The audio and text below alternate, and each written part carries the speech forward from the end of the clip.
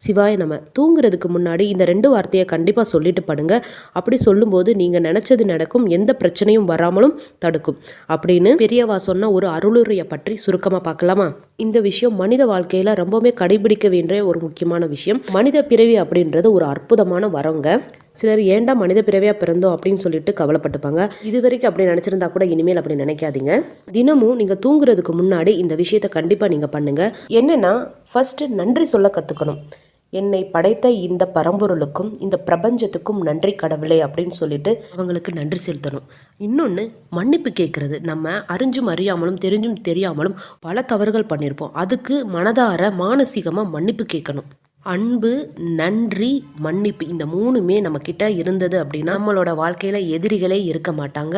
எல்லா விஷயமும் நம்ம செய்கிற ஒவ்வொரு விஷயமும் நன்மையை நோக்கியே பயணிக்க செய்யும் இந்த பிரபஞ்சம். இது நிதர்சனமான உண்மை. சிவாய நம. வாழ்க வளமுடன்.